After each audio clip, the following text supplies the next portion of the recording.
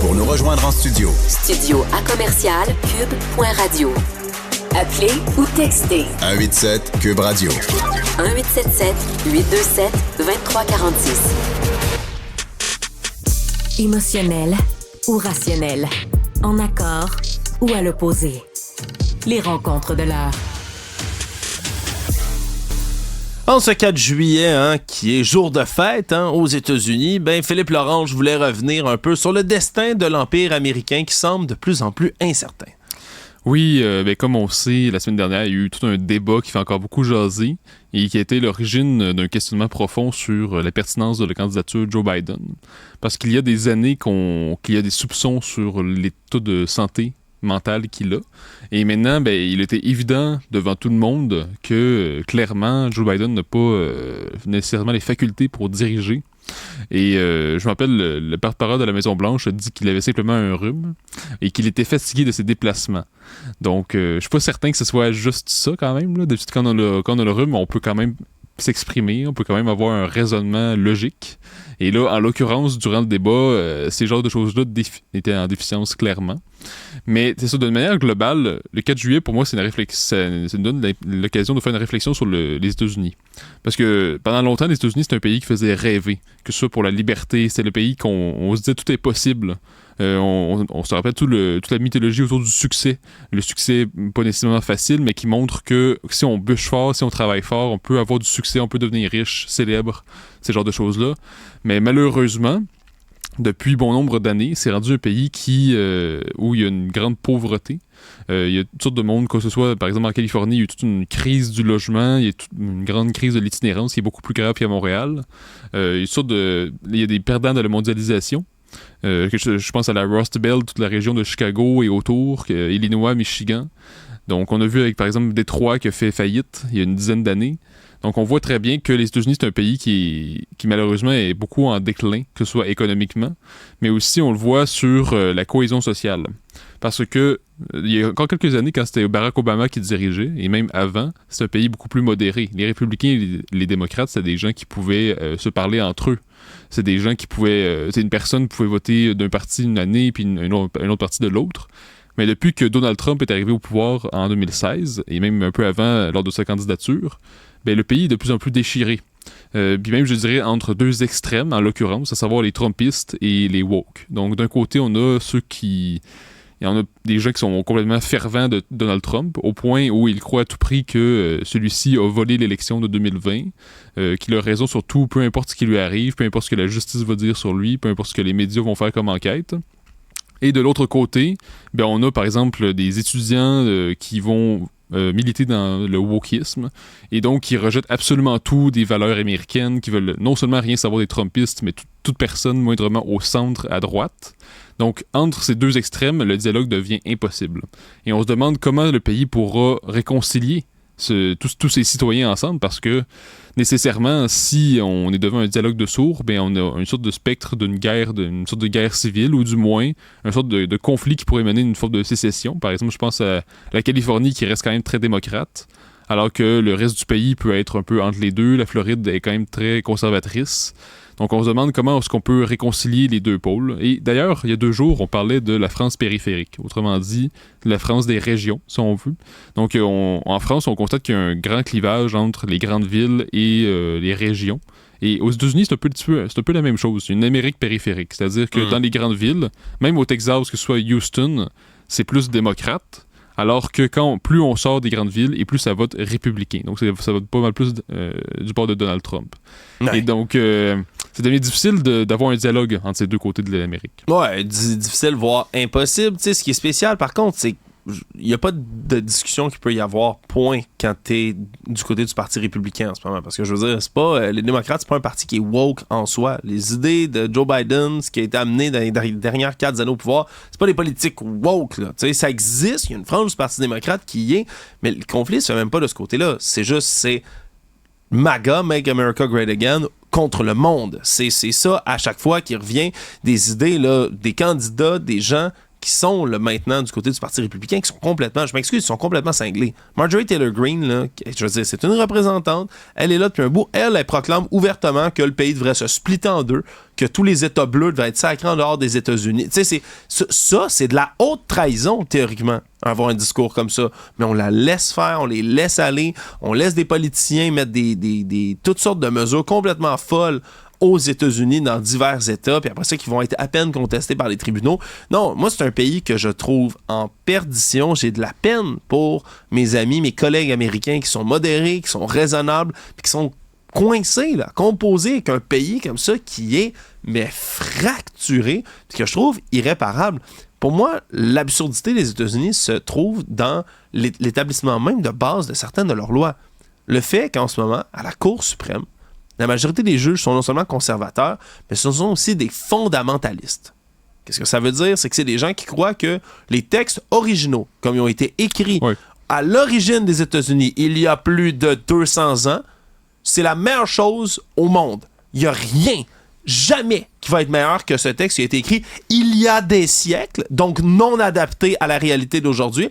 Mais ça peut jamais changer. On peut jamais rien y toucher. Le fait qu'il y ait un amendement qui dise « Hey, vous avez le droit d'avoir un mousquet au cas où une autre puissance coloniale essaie de nous envahir », c'est devenu « Ah, ben les jeunes de 18 ans peuvent avoir des fusils d'assaut chez eux. » C'est de la folie! Mais pourtant, ils seront jamais capables de changer ça parce qu'ils refusent. Ils refusent catégoriquement de revenir là-dessus, que ce soit, là, puis là je parle d'un texte fondamental, celui-là, la Constitution, mais il y en a un autre, puis c'est la Bible, qu'ils prennent au pied de la lettre, hein, comme ça a été écrit il y a des millénaires, littéralement.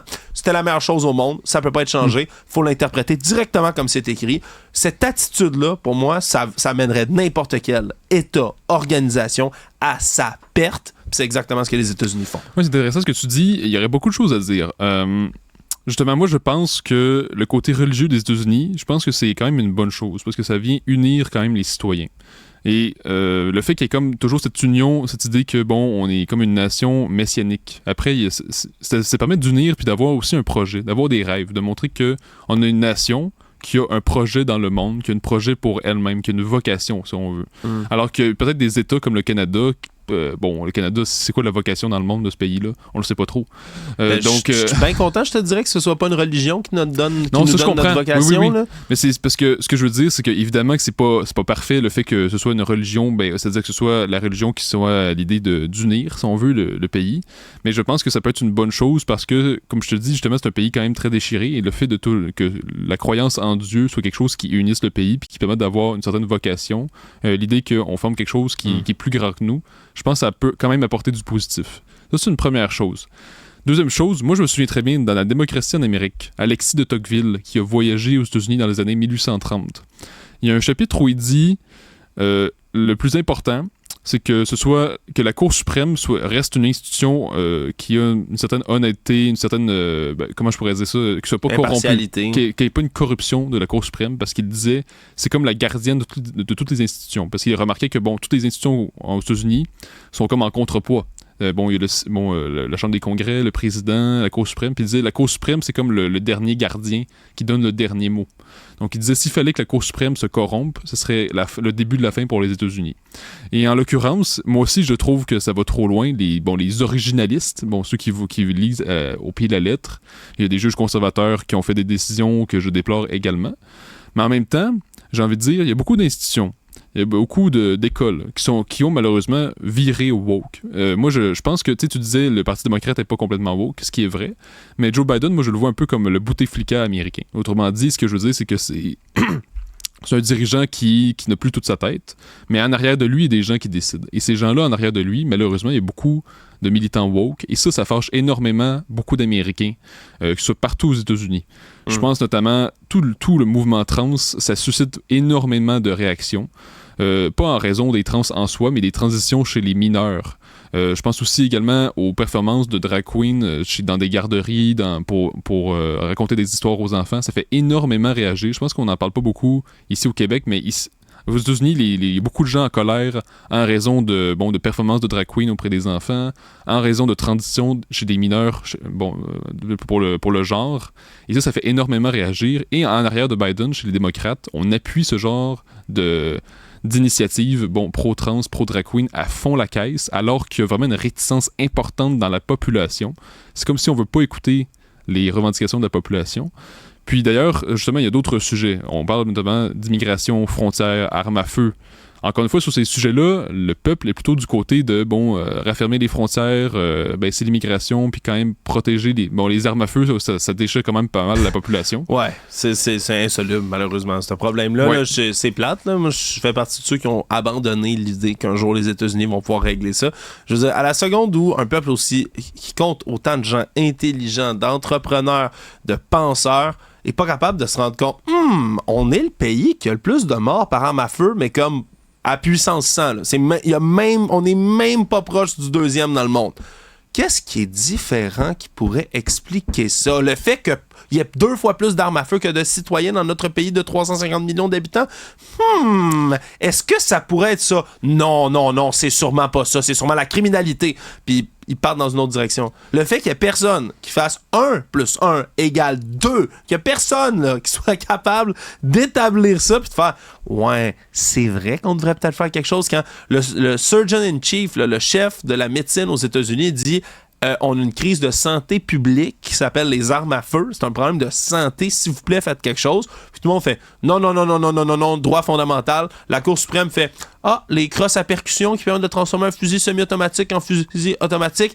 C'est pas une mitraillette au sens du texte. Donc, on le rend légal à nouveau. Une interdiction mise en place par Donald Trump. Je veux dire, qu'est-ce que tu veux faire? Qu'est-ce que tu veux faire? Rien. C'est impossible. C'est sûr, mais en même temps, si je me souviens bien, je pense pas que les États-Unis soient les premiers dans le monde pour le nombre de morts par arme à feu. Si je me souviens bien, je pense que des pays comme le Brésil, l'Amérique du Sud, Amérique centrale, il y a beaucoup aussi de morts par arme à feu. Le Brésil, c'est clairement l'un des pays les plus violents dans le monde. Va falloir vérifier ça, par contre. Oui, j'aimerais ça revoir les chiffres. Vérifier ça. Je suis pas mal convaincu que c'est les États-Unis. Je me souviens que, d'ailleurs, il y a beaucoup d'enlèvements au Mexique. Donc, il y a beaucoup de problèmes de criminalité, partout dans le monde, mais c'est clair que dans le monde occidental, aux États-Unis, c'est vraiment le pays où il y a beaucoup de morts par arme à feu, malheureusement. Mais où je voulais en venir, c'est que sur des grands sujets comme immigration, frontières, wokisme, arme à feu, il y a une grande partie du peuple américain qui aime des positions plus conservatrices. Et je pense qu'une présence d'une Cour suprême plus conservatrice dans un pays où les grandes institutions sont devenues beaucoup woke, ça permet quand même si on peut être en désaccord avec plusieurs décisions, ça permet quand même de garder une cohésion sociale. Parce que le peuple a l'impression qu'en haut d'eux, il y a quand même quelque chose en bout de ligne qui finit par les défendre. Et en l'occurrence, c'est la Cour suprême. Donc je pense que même si on peut avoir des désaccords fondamentaux avec les décisions de la Cour suprême, il n'en demeure pas moins que le fait que ce soit plus conservateur, je pense que ça permet de maintenir une cohésion sociale. Parce que si toutes les institutions en haut du peuple devaient être absolument woke, mais là, ce serait l'insurrection, je pense. Là, je pense qu'on est très loin de ça. C'est là où je suis vraiment en désaccord. On est vraiment pas dans un pays qui est super woke aux États-Unis. Je m'excuse, mais là-dessus, le fait qu'il y ait des drags qui fassent l'heure du compte est vraiment déjà contrebalancé par le fait que la Floride enlève des livres qui parlent de l'esclavage. Moi, là, l'idéologie, là, je veux dire, pour vrai, on est-tu dans le même ordre d'idée? Je trouve pas. Le fait qu'en Louisiane, maintenant, on impose les 10 commandements dans les classes, là, dans les écoles, c'est affiché sur le mur. Mais justement, c'est en réaction, je crois. C'est parce que ce genre d'actions-là sont quand même récentes dans les dernières années. Et c'est en réaction, je pense, au wokisme. C'est-à-dire qu'en réaction à quelque chose qu'on trouve d'extrême, mais on fait comme l'autre extrême. On se braque sur nos valeurs fondamentales. Parce que, les États dont tu cites, c'est souvent ceux dont on appelle la Bible Belt, ou ceux qui sont proches de ce qu'on appelle, c'est ça, la ceinture biblique, si on veut. Ouais. Et donc, c'est comme si, en réaction au wokisme, on se braque sur nos valeurs chrétiennes. Et là, comme tu dis, on enseigne les 10 commandements, on veut rien savoir de parler de l'histoire au sens sombre. On censure l'histoire aux États-Unis. Puis ça, excuse-moi, c'est autrement plus inquiétant que quelqu'un habillé en drague qui raconte une histoire aux enfants. Comme pour moi, on n'est pas dans le même ordre d'idée. Il y a des mesures discriminatoires qui vont s'imposer en réaction à ça. Je comprends le mouvement de ressac. On le comprend au niveau politique. Le fait qu'il y ait une montée de la droite populiste dans le monde, c'est, comme tu le dis, directement lié au fait qu'on a ignoré des enjeux pendant des décennies dans certains pays, entre autres l'immigration, la sécurité, le coût de la vie. C'est vrai, là. Puis c'est vrai ici au Canada aussi, hein, c'est ce qui est en train de se passer à une autre échelle, on se comprend à une autre échelle, mais c'est aussi ce qui est en train de se passer. Mais puis, je veux juste y aller sur un petit truc aussi, c'est un débat qu'on pourrait avoir tellement longtemps, Philippe. Moi, tu vois, la religion aux États-Unis a déjà uni les gens, elle ne le fait plus. elle divise plus que jamais. Les mouvements évangéliques excessivement forts aux États-Unis parlent d'une guerre spirituelle contre les démocrates. On est en train de diaboliser littéralement ses adversaires en disant ils sont le mal, possédés par le démon. On est en train d'utiliser comme une arme la religion pour monter des gens dans un fanatisme extrême face à l'autre. Il y a des églises évangéliques aux États-Unis qui preachent comme si Trump c'était le Messie littéralement. Moi, je n'ai jamais vu la religion aussi divisée puis aussi divisive aux États-Unis. Moi, j'ai peur, sincèrement, pour ce pays-là oui. quand je les regarde aller. Je sais pas dans quelle direction là, ils vont se rendre, mais c'est... Non, on pourrait en jaser longtemps, là, Philippe. Je comprends parfaitement. On va manquer de temps bientôt, mais c'est un petit mot en terminant. Mais je comprends parfaitement tes inquiétudes. C'est tout à fait vrai que les évangélistes, ça peut aller vraiment loin, leur raisonnement, mais j'ai envie de dire que c'est pas nécessairement la religion, ou du moins on pourrait dire qu'il y a des religions séculières qui sont aussi dangereuses, puis à mon sens, le wokisme en est un. Puis j'insiste là-dessus parce que c'est pas juste l'histoire des drag queens, c'est aussi, comme je disais, les transitions chez les mineurs. C'est aussi les campus d'universités américaines sont rendus vraiment woke. Je pense notamment à tous les campements pro-Palestine que partout aux États-Unis, on entend toutes sortes de discours, des vrais discours pro-Hamas, des discours antisémites. Il y a des émeutes dans ces genres de campements-là. Puis on le voit, il y a aussi tout le mouvement antifasciste qui peut être vraiment violent, qui peut beaucoup faire de la casse. Donc, puis c'est ça. Puis moi, le dernier mot de la fin que je voulais dire, c'est que dans les années d'après-guerre, on était dans un monde bipolaire. Donc, c'était l'Union soviétique contre le monde libre dirigé par les États-Unis. Suite au démantèlement de l'Union soviétique, c'était un monde unipolaire, autrement dit, les États-Unis triomphant. Puis pendant comme une vingtaine d'années, on a cru que ça allait être ça jusqu'à la fin de nos jours. Donc, les États-Unis qui ont triomphé sur le monde et tous les autres pays sont soumis à sa botte et tous les autres pays vont finir par se démocratiser. Mais de toute évidence, depuis plusieurs années, il y a des pays comme la Chine qui montent beaucoup en puissance. Tu sais, la Chine, avec les nouvelles routes de la soie, ils ont fait beaucoup de partenariats avec de grands pays arabes, de grands pays proches. En Afrique, ils ont acheté des ports maritimes, notamment en Grèce. Ils ont acheté des hôtels, des bâtiments. Ici même, au Québec, ils ont acheté toutes sortes de choses. Donc, la Chine retourne en puissance. Je pense notamment à l'Inde. J'ai déjà parlé de ça. L'an passé, on en parlait. L'Inde monte en puissance. Il y a une classe moyenne qui se développe tranquillement pas vite. La Russie est de retour. Essaie de retrouver une sorte d'empire un peu comme les tsars d'autrefois. Donc, en retrouvant son giron en Ukraine puis dans les pays autour. Ouais, par la violence et les armes, oui. Absolument. Et donc, on voit qu'on retourne dans un monde multipolaire. Donc, les Américains doivent se poser des questions. Je pense que la première question qu'ils doivent se poser, c'est quel est le meilleur candidat pour la diplomatie? C'est-à-dire qu'il y a beaucoup d'enjeux qui sont extrêmement importants. Les armes à feu, évidemment, il y a des fusillades, c'est tragique. Mais la question prioritaire, c'est la diplomatie. Pourquoi?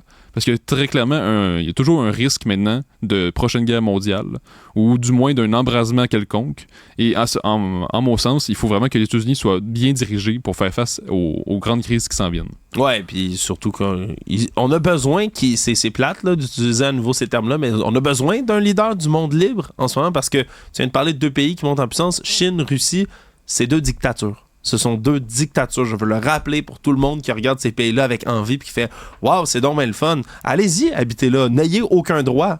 Allez-y. Si ça vous tente, là, go. Je vous y invite. Si vous les encensez, ces pays-là, allez y vivre puis revenez m'en jaser si on vous laisse ressortir par la suite. » Je veux dire, c'est en tout cas, ce sera un autre sujet pour une autre fois. Parce que moi, là, des admirateurs de la Russie là, sur le web, j'en trouve 1 puis 100 puis... Je pense que c'est peut-être des trolls d'ailleurs aussi. Ouais, ça arrive assez souvent d'ailleurs. D'autres discussions à venir. Philippe Lorange, toujours intéressant. Merci, Salut. bonne journée.